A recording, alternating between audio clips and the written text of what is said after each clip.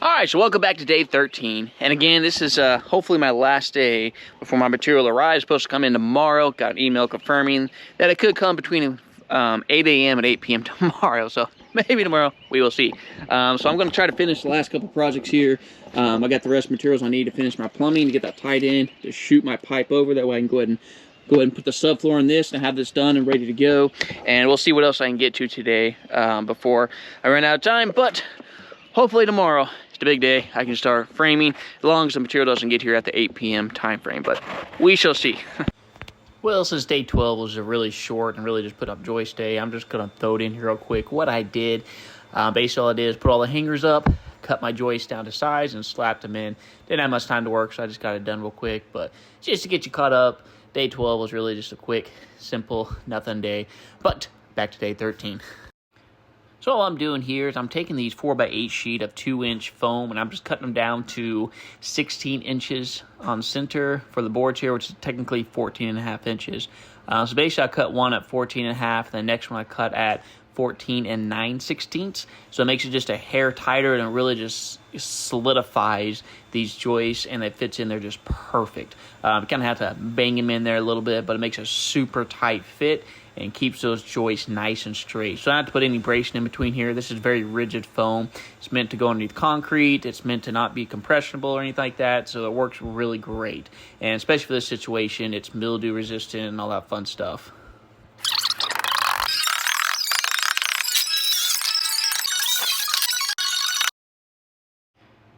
Well, there's a little squirrel noise for you there. But anyway, so I'm putting 2 layers of this 2-inch foam, so a total of 4 inches, R20 value.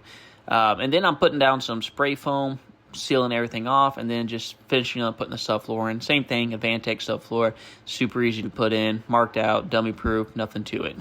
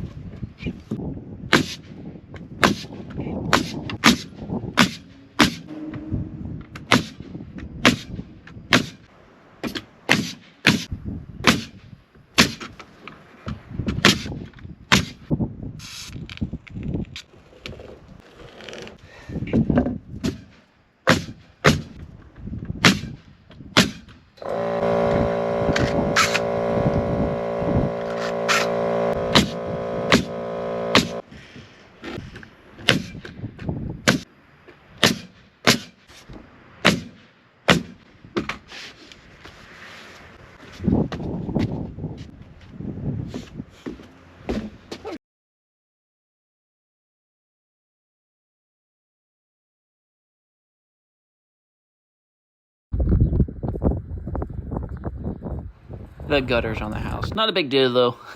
Barely did not bust it, but I just had to move it over about 2 inches, so it worked out just fine. Anyways, got the rest of them dug, got everything ready to go, and then, yes, back to mixing bags of concrete. Again, if you never mix a bag of concrete, you are officially missing out on life and how miserable and terrible they are.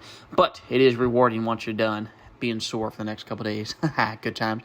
But had to make some more bags of concrete here. It took about 3 bags per hole, and just setting those brackets in there, making sure they're level, and they will be good to go to hold up my post for whenever I start working on my porch after I get all my walls up.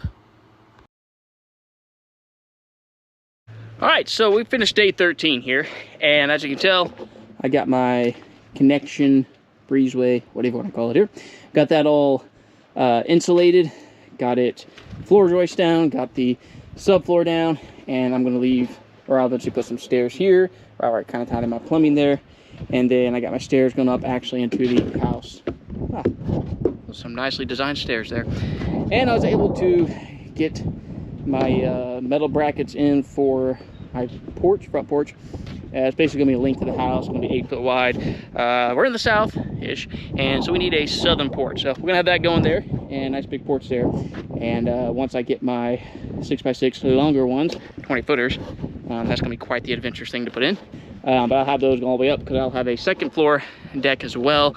Although this is kind of considered a barn dominium, kind of considers what you consider a barn dominium, what they mean by metal siding. It looks like a barn, but it'll actually have more of a look of a what we call a colonial home. It's kind of what we're designed here, but essentially it'll have metal siding, metal roof. So sure, maybe it's a barn dominium, maybe it's just a metal house, I don't know.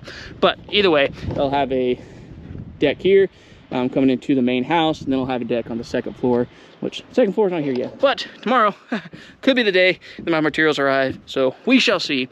But other than that, we are slowly coming along. Got a lot of little things done while I was waiting, and now I am getting an itch to start framing. Getting excited about that. So don't forget to like, subscribe, and push that notification. That way you can see some amazing framing techniques and how to frame walls all by yourself. How do you pick up a wall by yourself? Or do you pick up a wall? I guess you have to find out to see.